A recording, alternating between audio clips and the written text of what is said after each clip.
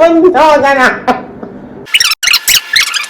Hi guys, welcome to my YouTube channel, and today I have my husband here with me, and we're going to be discussing on marriage dynamics. So we're going to get right into it. First, after he introduces himself, of course. Hi guys, my name is Makadeen Wachy, and like she said, I'm her husband. And for today, this is our YouTube channel. So welcome guys.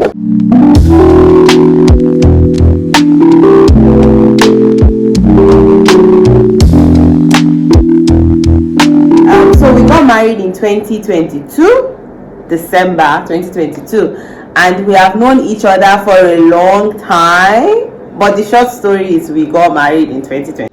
So, if you don't want to go first, I should go first. No, ladies first. Okay, so one of the things I realized even before we got married, my husband, is we are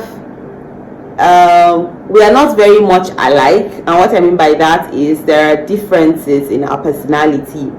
My husband is more on the reserved, calm side. He's an introvert, while I myself am an extrovert. I'm very much loud, and very jiggy and social, but not this man seated right here. He is so calm, so reserved. We go out to a place and you will literally see him sitting down the whole time in one spot, and you think, oh, he's just not feeling the people. Honestly, that is just how he is. He just doesn't want to be out there. So that's one of the things that I realized, that, oh, really? Okay. Now, while we were dating, I saw that it was there. But when we got married, you know what they say? The things that you thought, oh, it's so cute. So when you get married and then you're like, this guy is doing too much. But I had to adjust and understand that what if I am too much for him too, with my whole energy and stuff like that. So I think it's one of the differences that I realized in our personality traits. Like you said, guys, actually, I think I'm more reserved. I'm an introvert. I would say that growing up, how I grew up is actually what shaped me to be an introvert. My dad was into politics heavily, so I think growing up we always had a lot of people at home. We would come back from school and there are like 11, 10 people minimum. You'd have to come and start greeting uncles, people you don't know and stuff like that. So that made me to just like crawl into a shell. So, but as I grow older, as of now, I think I'm getting better. By the way, I think I'm way much better. Okay. And she's trying to give up this vibe as if I'm antisocial. I'm not antisocial. By the time she pays for a trip and we go to Dubai, she will see the lively part of me, guys. So that's it. But like she said, she's outgoing, and even right before I got to know her, right before we started courting or dating, I actually saw that in her and I liked that part of her. So I accept her for who she is fully. Thank you, baby. I think one thing we can both agree on is one of the things that I'm like, oh, thank you, is when we got married, I realized that we are both tidy. Yeah, it's not like one is better than the other. Maybe to a certain extent, maybe he's better than me. I don't know at this point, but I can agree on that and be like, oh, thank God.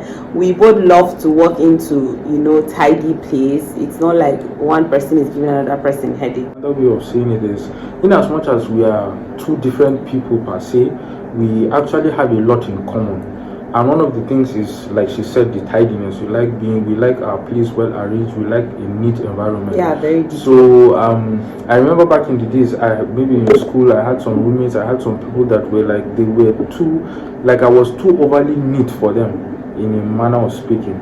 So I remember even before we got married, that was one of the things my dad asked me. He was like, does your wife know, or your intending partner know, that you're a neat person? Because if she's not equally as neat as you are, it's going to cause a lot of problems. And I'm like, no, trust me, I understand. We have that in common. So thank God for that. And should we talk about our communication style? Okay, yes, actually, I would like to start on that now. I believe men and women always have, I think generally we are wired in separate ways. Like, the way women will communicate and the way a man will communicate is different. I mean, if it's something is for a man, like for me, there are some things that when she says, or when it happens in the moment and she's upset, she doesn't want to talk, she's just quiet, I can ask her and she'll tell me, oh, it's okay, it's fine. And for me, for a guy, I know all the guys out there would understand. If you tell me something is okay, it's fine. It's simple English. It means it is okay, it's fine. It is now after 2 hours 42 minutes that she'll now come up and be like, oh, but you know this thing that, and I'm like, why didn't you just tell me when I asked? But I guess earlier on we had a sort of understanding. So you don't say something that is hurtful, something you cannot take back. We have decided that if one of us is upset, we can just keep quiet, or we can just say, oh, I'm not ready to discuss this right now, and then we will give time to cool off, and then we'll come back and visit the issue again. And I think that's very important, especially as your partner is not a mind reader. No matter how good he is at noticing things, there are things that if you don't open up and talk about, the person will not know. He will not be able to discern from your mind. Yeah, and then now let me add something to that. Indeed, that men and women have different communication styles. I agree. But it is important when your woman tells you that everything is fine, everything is not fine. But because you are not a mind reader, I understand. I'm trying to be better with that too. But how dare you sleep when you have not, you have not gotten to the root of the problem? At least the silent treatment should count for something. Yeah. So this husband of mine can go to bed and act like he doesn't understand, he cannot remember, like okay, you're giving me an attitude, but all things well. Dare not go to bed when there's an unfinished business. So I think, we're still trying to get a hang of it. It's not like our communication is perfect. Every now and then, we talk it through. The next day, how people tell you, oh, don't go to bed while you're angry. Before I got married, I'll tell you, yes, I subscribe to that, but really it's not black and white. I guess sometimes he doesn't know that I am angry. He just feels like I'm giving him silent treatment. But that should count for something. If a woman is giving you a silent treatment, then she is angry with you, right? If I can interject here, I think in the Beatitudes, blessed are the peaceful. It's either for they shall inherit the kingdom of God, or theirs is the kingdom of God. You see, like she said, there are times that any peace is peace to me. And like I said, any guy out there would understand. So the fact that you're quiet and I ask you, and then you tell me that, oh, everything is fine. Even when I see your countenance and I push. Now, who does it help if both of us do not sleep? That's what it's not intentional anyway. There's no way I'll know that you're not okay, and then I'll go to bed comfortably. But I keep asking, and she keeps telling me it is okay, it is fine, it is fine. So that is where communication, or one of the areas that I've discovered that truly communication is really important.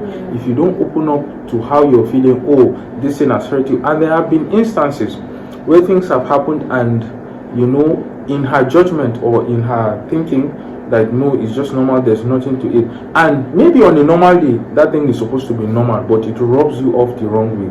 Now, if you don't communicate, two things would happen. Even if you get over it, because you have not told your partner, oh, this is what is going on, or this was what was going on with me, it is bound to happen again.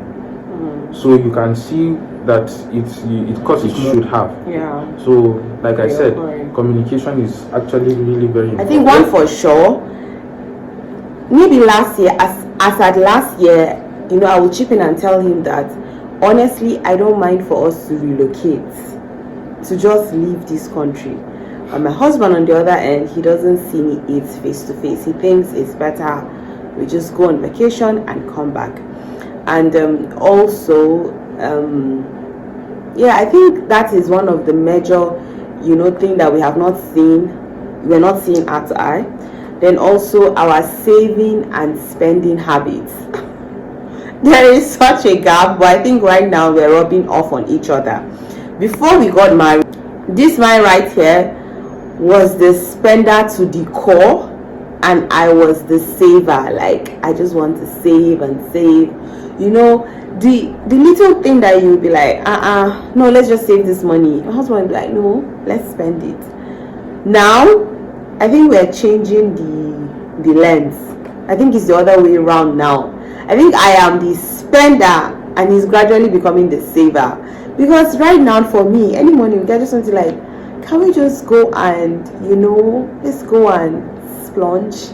My husband then I'm like, no, are you thinking about? So I mean, when I'm looking at it right now, I truly believe that you people can rub off on each other, husband and wife, maybe your personality traits or stuff like that. What you don't normally accept, you tend to accept it, going into the marriage and stuff like that. Another example is, before we got married, my husband was not a fan of pepper in his food, just a little of it. What used to be too much for me, or too little, or it's just okay, this is not too much, it was just too much, it was just over the roof for him. But guess what? Now we will eat food and I'm like, this food is pepperish, and this man will be like, no, this is okay. So yes, things are changing gradually, and I do believe it that once you get married, some of these things can tend to in line with what she said. And again, I believe that most guys would equally connect with what I'm saying. You see, during the dating phase, you can come and see your partner, or you can go on a date, impress, go back, drink a little gari and go to bed. Now the dynamics have changed in marriage, because everything, you're under one roof, and it is solely your responsibility to provide. Now when that happens, coupled with some APC shenanigans in the country, dollar rate and stuff like that, begin to enter your head that you should begin to save now, because things are tough. If you continue splurging, it is still you. They wake up in the middle of the night to say, or in the middle of the afternoon to say, gas has finished. And like she said, yes, we are rubbing off each other in terms of the pepper, like she mentioned. I grew up in a household where my dad didn't like it. I didn't know whether it was a health something or he just didn't like it at all. So no matter how small it came out in a soup or in any dish, he would complain about it bitterly and may end up not eating it. So I just grew up in a household where we were not used to eating pepper at all. So but when I came, and then she liked pepper, and before I knew it, I just got so used to it that, in short, like she mentioned, sometimes I don't even notice, even if the pepper is too much. About traveling out of the country, like she said, I have never been one who was into the idea of relocating. I mean, if I relocate, how do I senatorial position in my state? Aspiring politician, I can't aspire to be a politician from abroad, so I have to be involved with my people. So that is why I have never thought about relocating. But on a serious note, every country, every region has its own problems. Yes, our system most at times does not work, but theirs is filled with racism. There are a lot of things. Look at that. But there's tribalism here today. Yes, there's tribalism, but again, there's no place like home. In as much as there's tribalism, we all have the same color of skin. There you go, there the people are already suspicious of you because you're a black person. If something happens, you hear people chanting, go back to your country. And so I'm not to say that those that have gone abroad is not working for them, or those that have relocated. All I'm saying is know what works for you, and with adequate planning. If there is a better opportunity there and it arises and you have to relocate, why not? If not, at the end of the day, you don't know where God is pushing you or where you're meant to be. Is all I'm saying. Okay. It is in order. Okay, in order of importance, yes, it's in order of priority. My love language, the first one is words of affirmation. That's the first one for me. Then the second one is physical touch. Then the third one is acts of service. Then the fourth one is quality time. Then the fifth one is receiving gifts, in order of priority. So the last for you is receiving gifts. Yep. You do know that we are going to get viewers that will be honestly, the last. I feel like you don't have to make it like the last. Like, I think honor variety, I guess at the end of the day, this love qualities work hand in hand. But if I have to stay now and I be like, oh, what do I need? I mean, it's very important that you affirm me with words. I mean, I know that. And then physical touch, very important. Very important. And I guess they even work hand in hand. Then acts of service. You have that also on a lockdown for me. I just love to be helped around in the house and stuff like that. So it's very much important. But it doesn't mean that I do not love to have a quality time also just sitting. So at the end of the day, they really work hand in hand. But it doesn't mean that I don't like money. I like money. I love money. The love of money is the root of all. Anyway, I actually agree with that. I think they work hand in hand, and I would go as far as to say, in as much as people try to say, oh, there's a list, you know, which one comes first, I think for everyone, whichever one is lacking, you would know.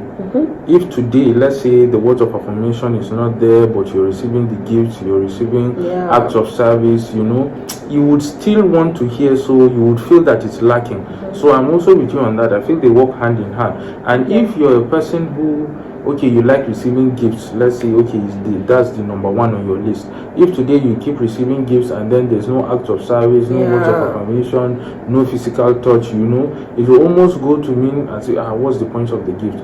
You have had people who, I guess, have been in relationships, or their money is not the problem, it's not the issue, but they still have problems with their partners, you know, because there's no quality time, there's no physical touch. At the end of the day, it's just to fill the tank and stuff like that. Physical touch, number one, words of affirmation, gifts,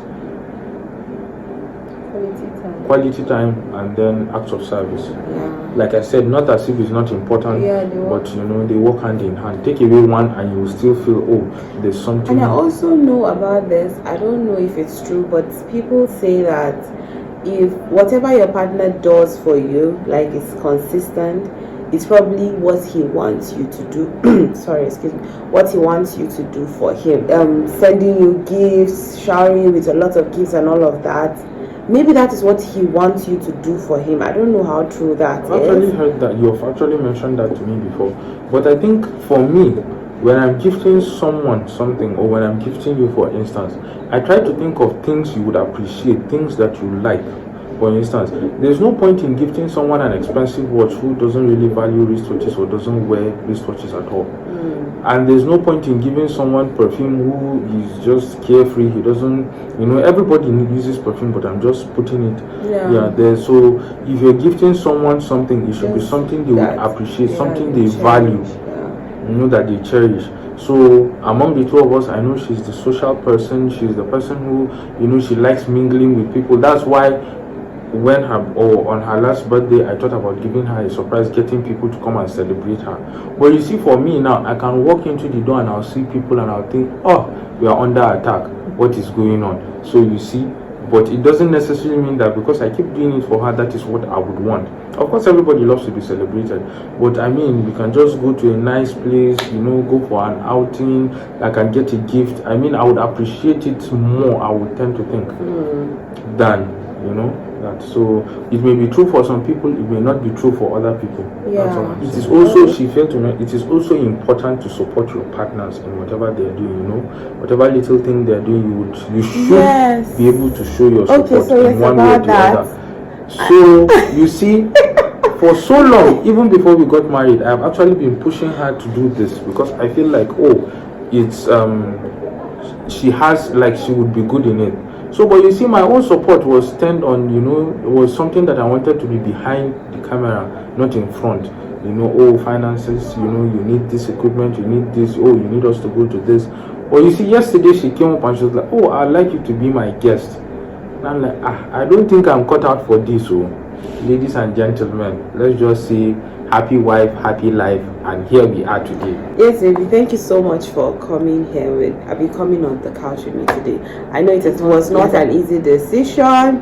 It took me a lot of cajoling, a lot of begging, she did not beg, she did silent treatment, fasting. I did. Honestly, I did.